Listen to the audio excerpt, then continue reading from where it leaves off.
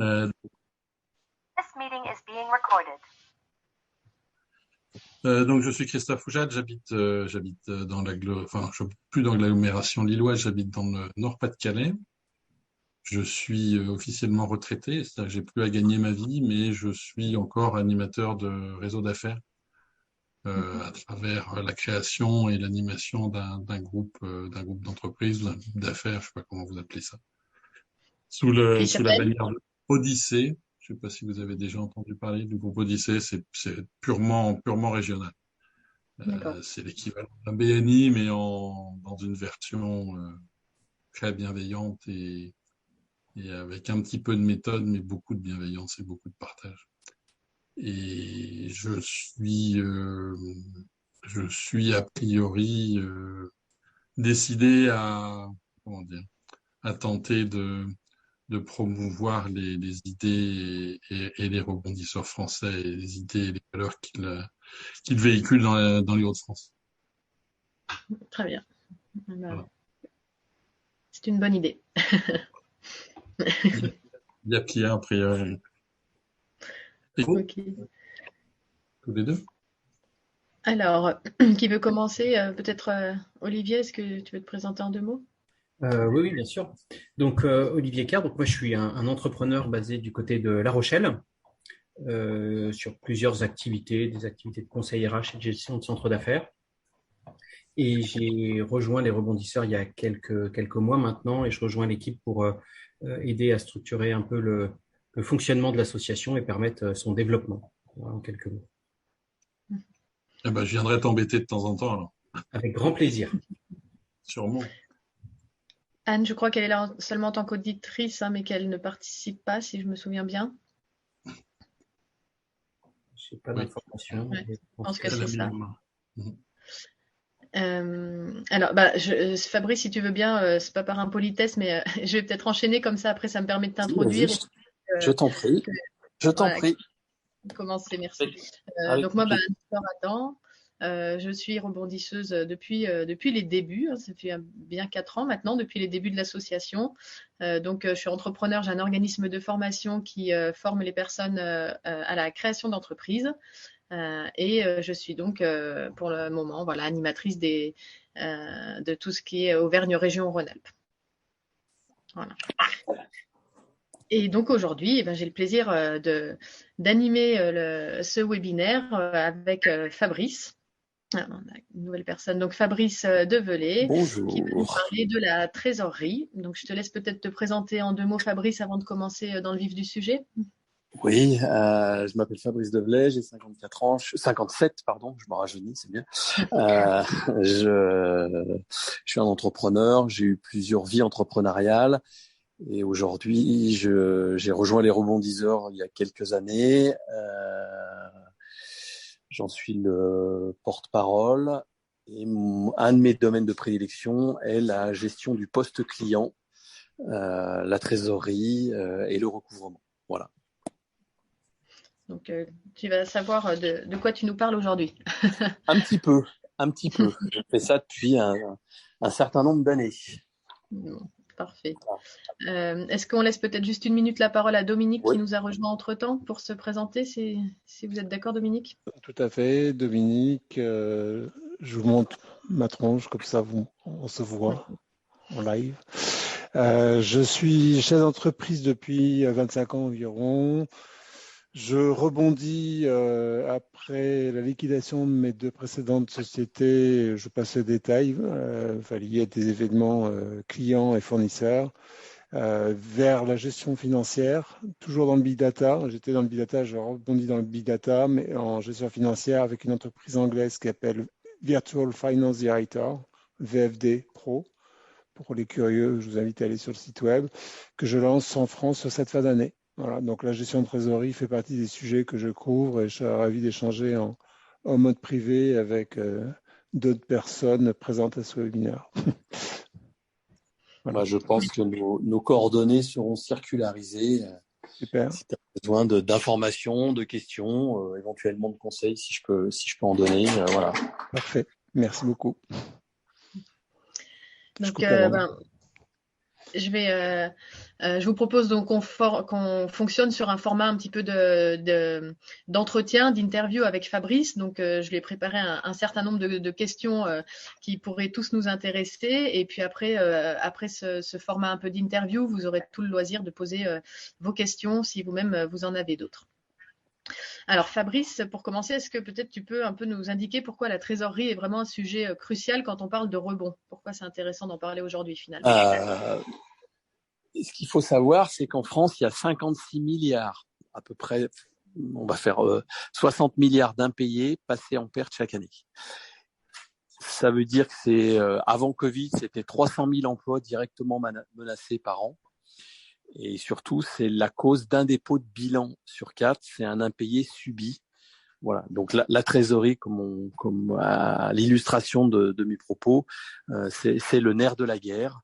C'est ce qui permet, par des flux constants, entrants comme sortants, d'avoir une entreprise en bonne santé. Et puis c'est vrai qu'il faut bien rappeler aussi qu'on peut être bénéficiaire, mais sans trésorerie, quoi.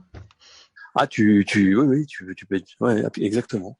Donc, il y a des sociétés qui ont des carnets de commandes pleins qui avec de l'argent qu'il aurait dû par leurs clients et qui n'osent pas relancer, n'osent pas mettre ces factures impayées en recouvrement. Il n'y a pas de problème de trésorerie quand les flux sont constants. C'est dès l'instant où il y a c'est l'effet papillon, hein, l'effet cascade, où un client ne vous paye pas, vous devez payer un fournisseur, des fournisseurs, et à ce moment-là, c'est les premières difficultés, les premiers grains de sable qui sont présents dans l'engrenage de la trésor, quoi. Et alors, opérationnellement, justement, comment est-ce qu'on peut faire pour essayer de la maximiser, cette trésorerie, et qu'on n'en manque pas? Alors, pour moi, il y a plusieurs axes. Le premier, c'est de son côté de payer ses factures en temps et heure. C'est-à-dire de créer un cercle vertueux en payant ses factures en temps et heure pour montrer à ses fournisseurs que on joue le jeu. Et ce qui veut dire qu'on est à même, en étant vertueux, de pouvoir demander la même chose à ses clients pour payer moi en temps et heure, puisque j'ai fait le boulot en temps et heure. Et puis dès l'instant où vous sentez que ça commence à être tendu, ne pas hésiter à prendre son téléphone et à expliquer où sa situation, si c'est un retard de paiement ou carrément un défaut de paiement avec un fournisseur, et si c'est auprès d'un client, lui demander qu'il vous explique les raisons pour lesquelles vous en êtes. On en arrive à ces extrêmes. Voilà. Et après, d'un point de vue aussi, on va dire flux, est-ce que le fait d'essayer peut-être de négocier les délais de paiement justement avec ses fournisseurs, ça peut aider? Les délais de paiement, oui, vous pouvez les négocier avec les fournisseurs, mais pour moi, c'est à l'origine de la relation contractuelle. En cours de contrat, faites en sorte de négocier ces délais le plus tôt possible dès l'instant où vous avez une difficulté. Ne pas attendre, parce que le fournisseur, il aura aussi des fournisseurs à régler. Donc plus vous mettrez de bienveillance, plus vous mettrez j'allais dire d'éthique dans vos relations avec vos fournisseurs comme avec vos clients, plus les uns et les autres sont à même de comprendre une situation, puisqu'ils seraient à même aussi, eux, de la vivre en cas de défaut de paiement ou de retard de paiement. Donc Après, vous avez des outils de trésor.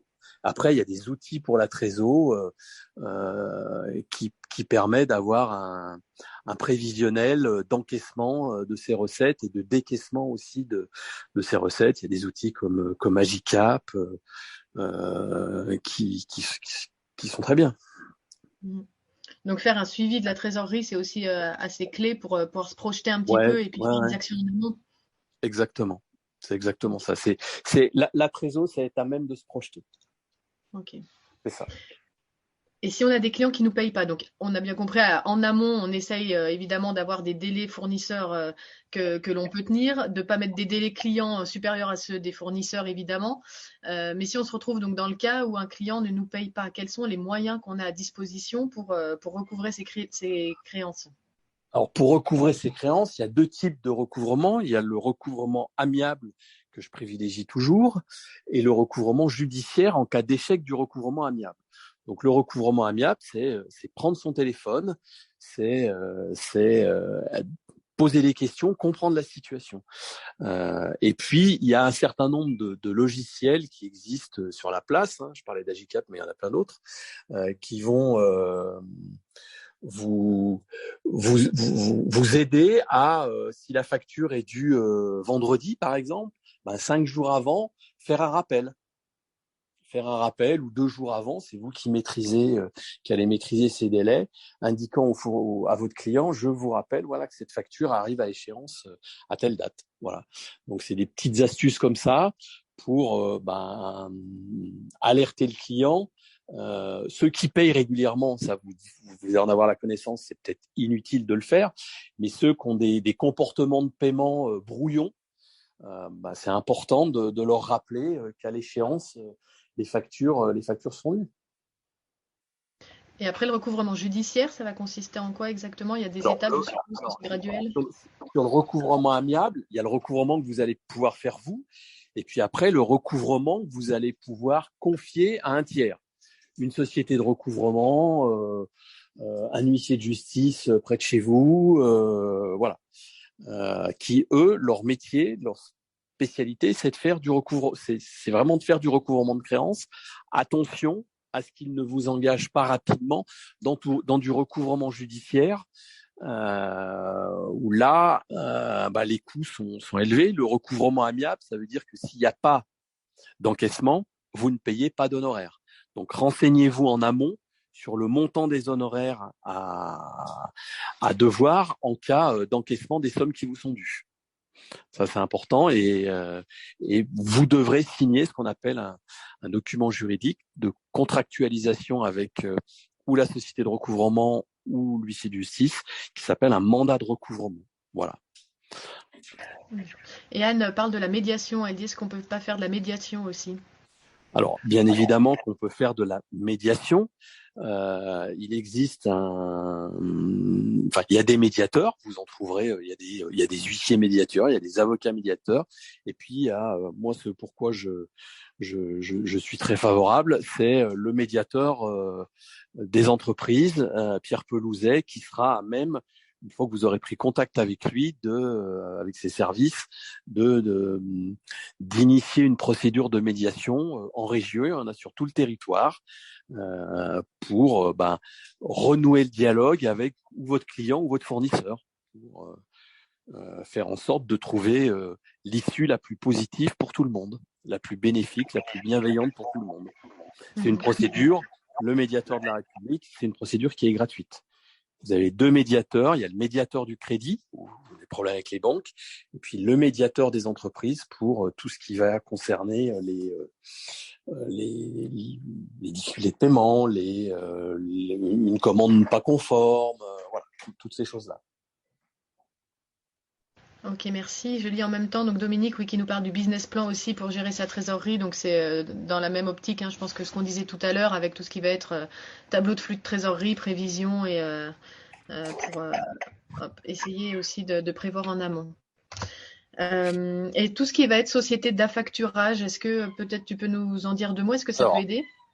Alors l'affacturage, ça peut aider. L'affacturage, c'est pas une solution de recouvrement, c'est une solution de trésorerie. L'affacturage, vous allez entre guillemets, vous allez céder votre facture à un facteur qui, si votre facture fait 1000, il va vous dire, voilà, moi je vous prends X% de la somme à vous devoir et je vous règle cette facture en lieu et place de votre client. Ce qui veut dire que vous pouvez mettre des solutions en des factures avec une solution d'affacturage sans pour autant vous perdez de la marge directement, quoi. Sans pour autant être certain que cette facture, il y aurait une éventuelle difficulté de paiement. Voilà. Et puis, c'est pas une solution d'encouvrement, c'est une solution de trésor. Voilà. Ouais, c'est une manière de se prémunir, on va dire, contre les problèmes de recouvrement, mais qui coûtent de l'argent de toute manière. De l'argent sans savoir si la facture sera impayée. Oui. Donc peut-être à privilégier avec les mauvais payeurs récurrents, si on peut pas arrêter de travailler avec eux. Ouais. Enfin, après, il y a aussi sur les mauvais payeurs récurrents, moi je milite aussi pour une forme d'éducation. Éducation. Et puis, il y a un moment, quelqu'un qui paye, qui est constamment en retard de paiement et qui vous met dans des difficultés et dans une situation de trésor périlleuse, est-ce qu'il ne faut pas s'en séparer, hein? Oui, c'est ça. Est-ce qu'il ne faut pas s'en séparer que passer de l'énergie, à bien faire son travail, et 2, à récupérer son argent, quoi. Il y a un moment, ça suffit, quoi. Quelqu'un qui paye pas, c'est pas un bon client, sauf s'il y a un contentieux, un litige. Effectivement. Et après, quand on parle trésor, on parle souvent des stocks. Qu'est-ce qu'on peut faire de ces stocks, de ces invendus? C'est de la trésorerie qui dort. Est-ce qu'il y a des conseils à donner de ce point de vue-là sur la gestion du stock? Des commandes. Commencer par une gestion peut-être plus efficiente de la commande. Ça veut aussi dire là pour moi on parle plus de l'amont et puis tout dépend. Là on parle de plus de produits manufacturés plus que de services.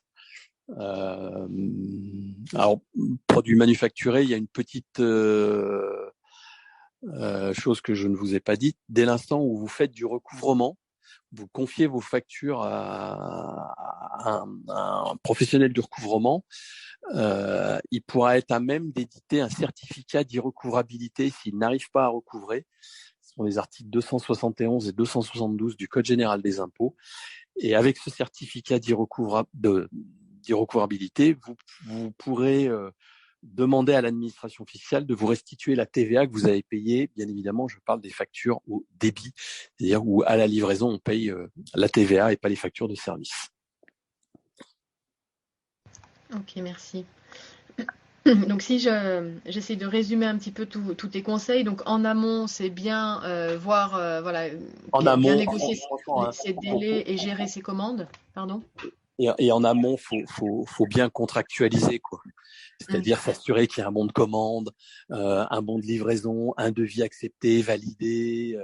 C'est très bien. Même avec un client récurrent qui paye bien, il peut y avoir un problème. Et pouvoir, dès le départ de la relation commerciale ou de la commande, avoir un devis signé, un bon de commande signé, un bon de livraison, une facture conforme. Voilà, là, 2024, il va y avoir la facturation électronique. Ça va normer un certain nombre de choses, donc c'est aussi très bien. Nous arrive de voir des factures, ça reste encore, il y a des mentions obligatoires qui ne sont pas présentes. C'est toujours la porte ouverte à des contestations, à des litiges, voilà. Et en quoi, alors peut-être c'est vrai qu'on peut en parler là en 2024, cette dématérialisation des factures, en quoi ça pourrait aider peut-être en ce sens? Ça va aider en ce sens parce que tous les logiciels comptables proposeront des factures électroniques. Et la facturation électronique, c'est un souhait de l'État, hein, c'est pas un souhait des experts comptables qui vont devoir la mettre en pratique. Mais c'est aussi pour l'État de s'assurer du bon règlement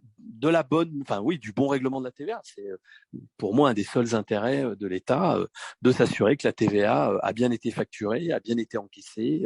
Voilà. Donc d'un point de vue trésorerie, ça va pas forcément faciliter les choses. Non, ça va pas aider.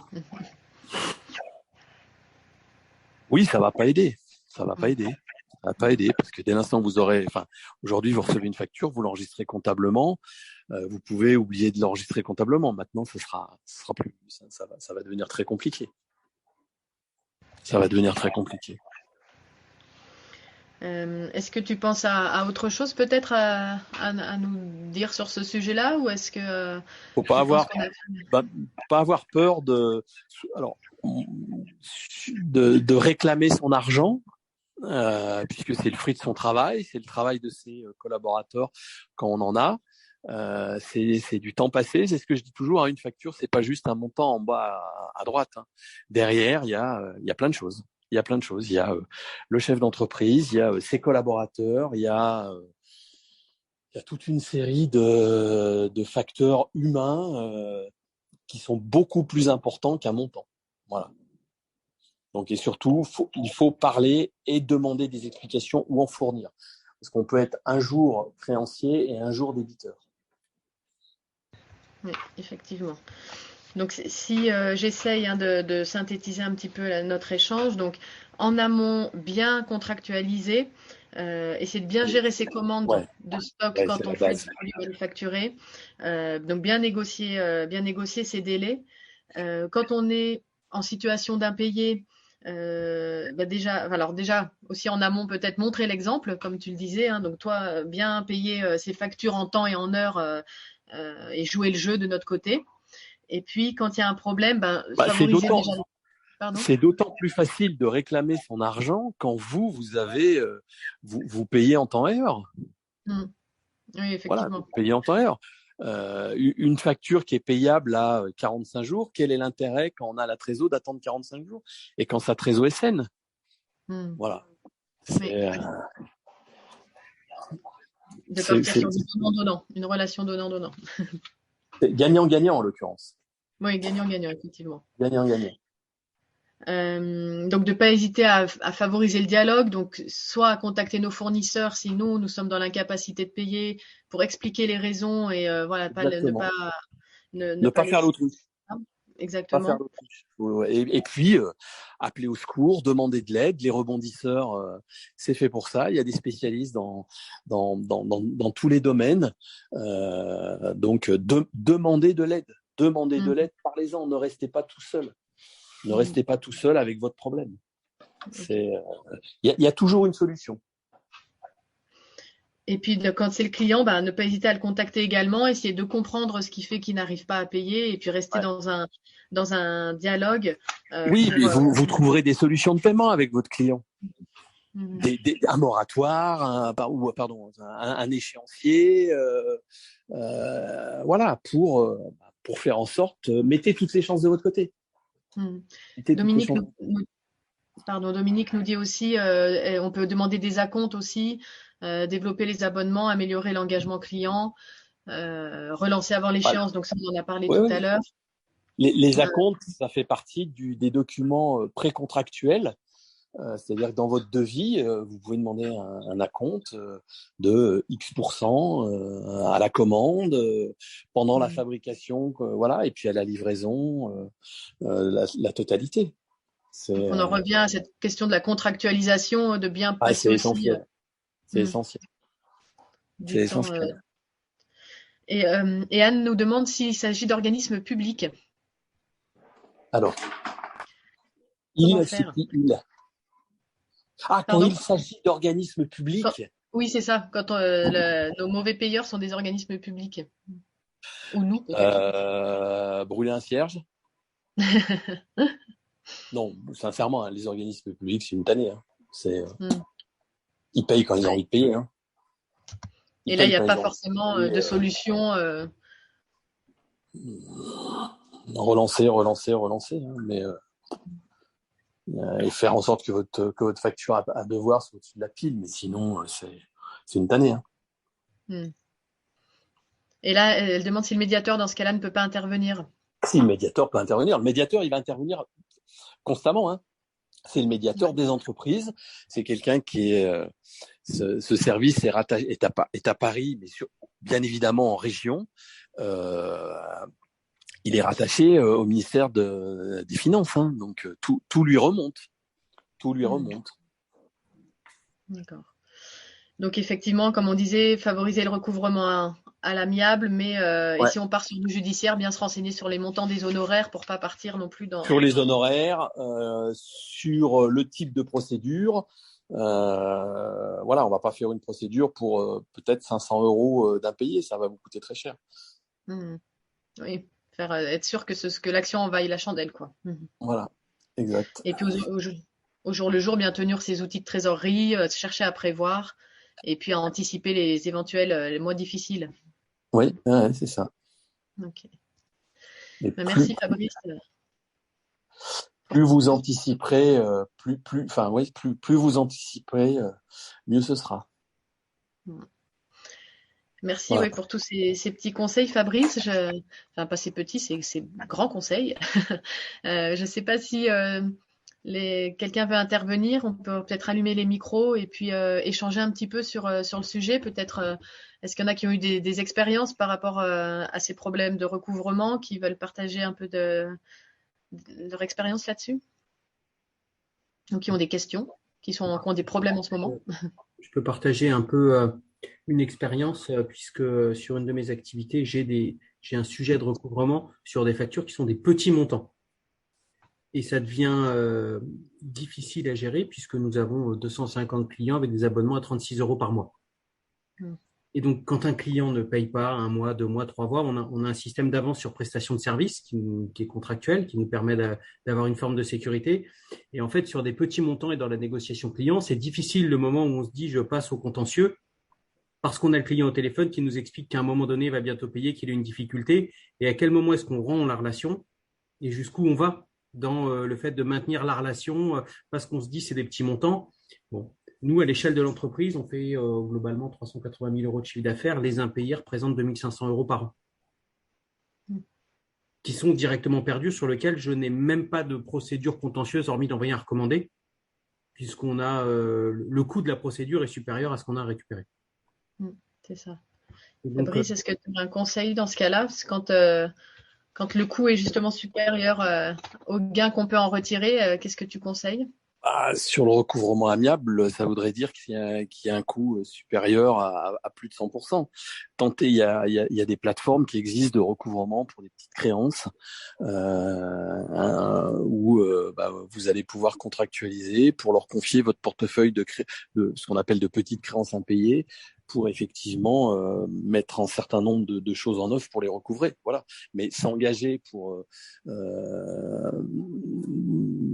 36 € fois 3, fois 4, c'est vrai que je comprends la problématique. Dans du recouvrement judiciaire, oui, je comprends la problématique. Ça va être très cher dès l'instant où on part sur du judiciaire. Mais donc des plateformes qui existent où on peut faire des recouvrements de plusieurs petites sommes pour aider à ce recouvrement-là.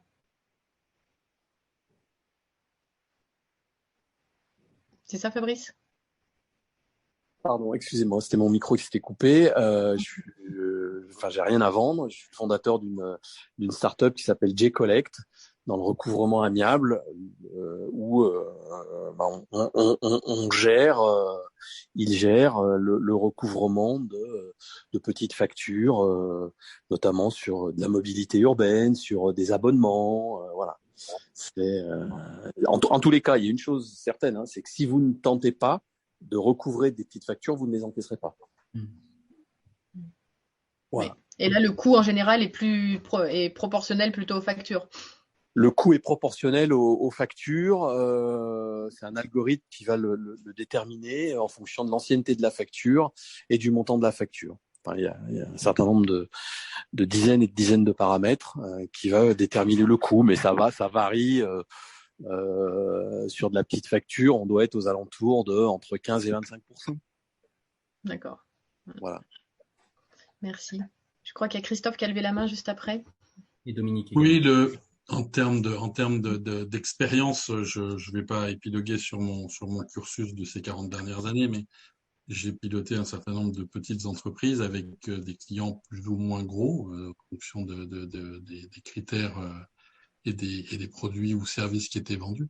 Le seul truc sur lequel je ne m'en suis jamais voulu, c'était sur la gestion du recouvrement, parce que j'ai toujours appliqué une procédure complète à 100%, dès la création de l'acte commercial jusqu'à la récupération effective des sommes dues, une procédure immuable qui a donné de très bons résultats, parce que Parce que le fait que ton client sache que de toute manière, tu vas aller jusqu'au bout pour récupérer ton argent, va faire qu'il va prendre l'habitude de payer pour pas avoir à discuter avec toi. Ouais, c'est Et ça, c'est une évidence. Enfin, c'est ce que Fabrice a évoqué rapidement tout à j'ai l'heure. vu. Voilà, c'est l'éducation. Hein. Ouais, tout à fait. C'est l'éducation aussi de ses clients. Et pour moi, elle ne peut commencer que si on s'applique à soi-même ces principes. Ça s'appelle le respect. Tout simplement. Moi, je ferais lien entre tout ça et puis ce qu'a dit Anne, si vous me permettez. Je ne travaillais pas avec le service public, mais je travaillais avec des grosses entreprises dans le retail, dans la grande distribution, qui ont pour réputation d'être des mauvais payeurs, ce qui n'est pas le cas quand c'est dans les services techniques. Mais dès qu'on ne connaît pas suffisamment leur procédure, et ils ont l'art et la manière des fois de la complexifier à outrance, les délais de règlement peuvent augmenter très fortement. Donc, je rajouterai à tous les conseils de Fabrice, bien connaître les procédures de règlement, de paiement de ses clients pour éviter justement une accumulation de petites erreurs qui fait que le total des créances grimpe et que on en subit les conséquences. Un premier point. Ensuite, je dirais les chefs d'entreprise, notamment chez TPE, PME, sont overdosés de boulot. Ils ont nécessairement des épaules très très larges et à un moment donné, ils n'arrivent plus à tout faire.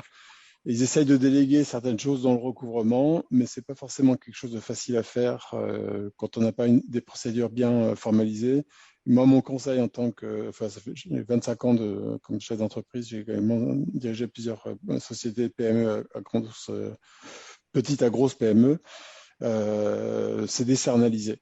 Décernaliser, G-Collect est une des bonnes solutions sur le marché français, il y en a d'autres, mais c'était un très bon conseil quand on n'a pas le temps de tout faire. Et le recouvrement, c'est essentiel. J'avais commencé mes petits commentaires sur le chat par Cash is King. Une boîte sans liquidité disponible meurt, ne peut pas tourner. Elle a besoin d'être efficace dans ce recouvrement. C'est tout. Tout est dit. Hein. Merci pour J-Collect. Je ne savais pas que tu connaissais. J'ai entendu parler via MyUnisoft et un webinaire. Ah ben voilà. Voilà. On se rappellera de Fabrice. Parfait. Est-ce qu'il y a d'autres questions ou d'autres remarques à ce sujet? Oui, moi j'ai une question supplémentaire. Est-ce que, voilà, on a des clients réguliers, etc. Ils payent une fois en retard, 2 fois, 3 fois. En fait, pour revenir un peu sur ce que disait Olivier, c'est pas forcément des gros montants, mais à partir de quand on va dire bon bah stop, là maintenant, j'arrête avec ce client parce que ça devient vraiment trop problématique de recouvrer ce qu'il me doit à chaque fois, etc. Est-ce que on attend d'avoir déjà négocié plusieurs fois? Est-ce que en fait comment on fait dans ces cas-là? Alors, c'est ce que j'expliquais tout à l'heure au moment de la contractualisation. Il y a des choses importantes qui doivent se passer, notamment la recherche d'informations commerciales sur votre client ou votre prospect. Vous pourrez les trouver chez Infolégal, Infogreffe, tous les sites de renseignement commercial où aujourd'hui c'est même très simple, c'est assez simple. Hein, vous avez un indicateur rouge, orange, ouvert, comme les feux rouges. Voilà. Mais après, ça reste des solutions qui ne sont pas toujours en temps réel. C'est-à-dire que si votre client, votre client s'est fait a des difficultés de trésorerie parce qu'il y a 2 mois, il y a 3 mois, il y a un trimestre, pardonnez-moi, je vais trivialiser, il s'est fait planter. Je suis pas certain que ces sites le sachent. Voilà. Ces sites peuvent avoir de l'information si elles sont connectées à des solutions numériques de solutions digitales de recouvrement, ou alors elles sont connectées au greffe des tribunaux de commerce pour connaître ce qu'on appelle le rôle, c'est la société X qui a assigné la société B en demande de paiement. Voilà. C'est assez compliqué là. C'est une très bonne question, mais il n'y a pas de solution, il n'y a pas de solution miracle. Et à partir de quand on est en discussion avec son client pour essayer de résoudre ça à l'amiable, à partir de quand on se dit stop, je passe à autre chose, sur un autre plan? Alors ça, il faudrait faire peut-être un webinaire avec David Corona sur la négociation. C'est simplement un élément de négo où on se dit voilà, à tel moment j'arrête. Tel moment, ça peut être on faisait référence à une valeur qu'elle respect, ou ça manque de respect, ou alors parce que le moment où j'ai demandé à être payé, où j'arrête, voilà, je considère que si au bout de 90 jours, 120 jours, 6 mois, c'est vous qui allez fixer le curseur. Hein. Vous devez toujours avoir, enfin c'est le propre de la négo, hein, vous devez toujours avoir la maîtrise. Si vous n'avez pas la maîtrise, ça devient très compliqué. Donc il faut aussi un peu se connaître et se fixer ses limites en amont. Exactement. Et savoir ce qu'on dépassera pas, oui. Exactement. Dominique, vous vouliez dire? Oui, je rajouterais que la segmentation client est essentielle. C'est pas facile de choisir ses clients, mais c'est plus facile de ne pas tomber dans le piège de travailler avec des clients qu'on ne veut pas. Si on n'a pas assez de trésorerie, on ne peut pas aller travailler avec le secteur public, par exemple. C'est une des façons de segmenter, de faire des choix en fonction de ses moyens. Après, quand on est dépendant d'une multitude de petits clients, c'est plus difficile de segmenter que quand on a une centaine de clients. Mais bien les choisir, c'est éviter des pièges et cultiver la dépendance de ses clients par rapport à la valeur qu'on va lui apporter. Et donc, c'est freiner le risque d'un impayé de la part de ses clients. Plus votre client est engagé vis-à-vis de vous, moins vous avez de risque d'un impayé de sa part, parce qu'il a besoin de vous. Et ça, c'est un travail constant, parce que si vous ne le faites pas, vos concurrents le font et saisiront l'opportunité de prendre votre place. Et si vous êtes dans un secteur concurrentiel, forcément, les clients qui vous quittent auront tendance à vous planter. Identifier s'ils ne sont pas honnêtes, s'ils ne sont pas fidèles, s'ils ne sont pas, les qualités humaines, etc. Si vous avez les bons outils pour suivre ce qui se passe au niveau de votre activité, pas attendre la fin de l'année pour s'apercevoir qu'on est en train de perdre des clients, entre autres, vous êtes en mesure de réagir plus rapidement et donc d'être plus efficace en termes de recouvrement. Donc, des outils d'analyse financière permettent de qualifier beaucoup ce que l'on fait en termes d'activité, en termes de vente, en termes d'engagement, en termes d'écart entre les clients qui achètent tel ou tel produit et ceux qui ne les achètent pas, alors que potentiellement ils ont le même profil de base. Voilà, il y a plein de choses à développer sur ces sujets-là en complément de ce qui a été dit. Une question, on a parlé des mentions obligatoires sur les factures, notamment les pénalités et tout ça. Quid de l'application de ces pénalités, c'est-à-dire la somme forfaitaire de 40 € par facture je la vois sur toutes les factures, c'est sur toutes mes factures. Je crois que je ne l'ai jamais appliquée. Je ne sais pas s'il y a des gens qui l'appliquent ou pas. C'est une question…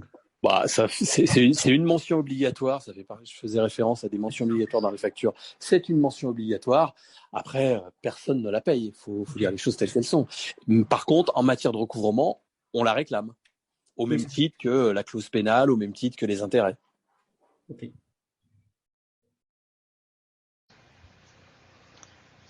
Est-ce qu'il y a d'autres questions ou d'autres remarques? C'est bon pour tout le monde? Alors, je vous remercie. Merci vraiment, Fabrice, pour tous tes apports sur ce sujet qui est si crucial, surtout en ce moment, je pense, pour beaucoup d'entreprises. Ça va devenir, oui. Moi, le printemps va, à mon sens, être difficile. Entre la crise des matières premières qui on n'en voit pas le bout, ça va être la crise des factures énergétiques. Donc surveiller sa trésor, c'est primordial, quoi. On a un peu plus de cartes en main maintenant pour le faire. Donc merci beaucoup. Et puis merci à tous d'avoir participé à ce webinaire. Et il y en aura. Ah, j'ai Christophe qui va encore intervenir, oui. Oui, légèrement, j'ai vu qu'on avait encore un tout petit peu de temps. Donc, non, j'avais deux réflexions à faire. La première touche au fait que quand on a un problème de trésorerie et quand on est allé un peu loin dans cette problématique de trésorerie, les solutions, à une époque, on pouvait trouver de l'argent un peu plus facilement. Donc, on allait voir un banquier, et on lui demandait un coup de main. Il fallait lui donner beaucoup d'informations, mais quelquefois, il le donnait. Aujourd'hui, je pense pas que ce soit encore possible de raisonner comme ça. Donc, ne pas oublier que, comme les banquiers ne prêtent qu'aux riches, il faut aller emprunter quand on est crédible et quand on va bien, pour avoir éventuellement de la trésorerie quand ça va moins bien. Ça, je pense que c'est la première chose à faire. Et deuxièmement, ne pas oublier effectivement aussi que les professionnels du chiffre, comptables, on en a parlé rapidement tout à l'heure, les comptables, de plus en plus, la saisie comptable est informatisée, elle va l'être encore plus grâce aux outils dont Fabrice a parlé tout à l'heure. Le comptable est de plus en plus dans un rôle de conseil et dans un rôle d'accompagnement. Il faut aller le voir tôt aussi. Voilà. Pour rebondir sur ce que vient de dire Christophe, si vous avez un plan et que vous le suivez régulièrement, a fortiori avec une comptabilité digitalisée, vous êtes quasiment en temps réel pour dire quand ça ne va pas ou anticiper le moment où ça ne va pas aller, vous êtes en mesure, un, d'aller voir précocement votre banquier et deux, d'argumenter vos propos de façon documentée. Et un banquier, c'est comme tout, n'importe qui, il a besoin d'être rassuré pour prêter de l'argent. Voilà. Donc, les outils financiers à nouveau et les conseils d'un expert comptable en accompagnement du chef d'entreprise sont fondamentaux pour éviter de subir et mourir. Mmh. Et puis, pas hésiter, comme disait aussi Fabrice tout à l'heure, justement, en parler en amont, donc que ce soit son banquier, son expert comptable, à échanger sur le groupe des rebondisseurs, à faire appel à des médiateurs. Il y a quand même un écosystème qui existe pour favoriser justement le rebond quand on est dans ces situations-là. Donc, ne pas hésiter à s'en servir, en fait. En Angleterre, excuse-moi Christophe, je connais une entreprise, Funding Option, c'est un broker en prêt qui est capable d'accorder un prêt en 48 heures ou même moins sur la base d'éléments documentés en ligne. Il y a une réactivité phénoménale, mais ce qui n'empêche que l'Angleterre subit x2 peut-être ce que l'on va subir en France dans les mois à venir, avec une inflation très supérieure et des problématiques énergétiques encore plus accentuées. Ils ont des outils financiers, de gestion financière et de levée de fonds peut-être plus réactifs que ce que l'on a en France. Globalement, sur le marché européen, c'est 96% des dossiers qui sont soumis aux banquiers qui vont à la poubelle. Donc, si on n'est pas efficace, on a du mal à être dans les 4% qui restent, pour avoir pas des sous. Et vous imaginez la gabegie que c'est au niveau des banquiers en temps humain que d'étudier des dossiers incomplets. Donc forcément, ils sont très sélectifs. Si ça n'arrive pas carré dès le départ, ils passent à la suite. Okay, donc là, j'insiste fortement sur le conseil financier et l'accompagnement. Quand on est une grande entreprise, une entreprise de taille intermédiaire, on n'a pas le problème parce qu'on a la structure pour ça. Mais quand on est une PME, une TPE, c'est essentiel de bien se faire accompagner. Je m'arrête là parce que j'ai déjà beaucoup parlé. Je vous dis au revoir à tous. Pas de souci. Merci encore à tous. Donc, il y aura d'autres moments avec les rebondisseurs où ce sera plus de l'échange informel, où vous pourrez aussi participer et plus échanger entre vous à travers des cafés, si je ne me trompe pas, Olivier. Absolument. Le prochain rendez-vous, l'invitation va partir tout à l'heure. Elle est déjà sur le site des rebondisseurs. Ce sera le 4 octobre sur quelque chose qu'on va expérimenter, qui est tout nouveau, qu'on appelle les cafés du rebond, sur un format 8h30, 9h30. Pas d'intervenant en tant que tel, chacun vient pour partager un café virtuel, faire connaissance, échanger des pratiques sur des difficultés du moment ou des réussites du moment et créer du lien entre rebondisseurs. Donc, on vous donne rendez-vous le 4 octobre à 8h30. L'invitation va partir dans les prochaines heures. Et puis, un deuxième moment qui serait le 7 octobre, qui sera là un moment découverte des rebondisseurs. Donc, c'est pour permettre à des gens de découvrir l'association. Et donc, vous pouvez parler de ça autour de vous. Également, l'invitation va partir dans les prochains jours pour faire découvrir les rebondisseurs, notre positionnement, nos valeurs, et puis permettre aux différents clubs rebonds de gagner des participants locaux et aussi à l'association de gagner en visibilité. Merci à tous, merci Anne, merci Olivier, merci aux deux Anne, pardon. Et surtout, revenez vers nous pour quand vous rencontrez des difficultés. Parlez des rebondisseurs autour de vous. On avait un certain nombre d'inscrits qui ne sont pas venus. C'est assez regrettable puisque on était 4 des rebondisseurs à s'être mobilisés aujourd'hui. Donc, faites part à vos connaissances professionnelles de l'existence des rebondisseurs pour faire croître notre communauté et faire en sorte que nos valeurs soient toujours portées le plus haut possible. À bientôt. À bientôt. Merci à tous. Merci. Bonne journée à tous. Bonne journée. Au revoir.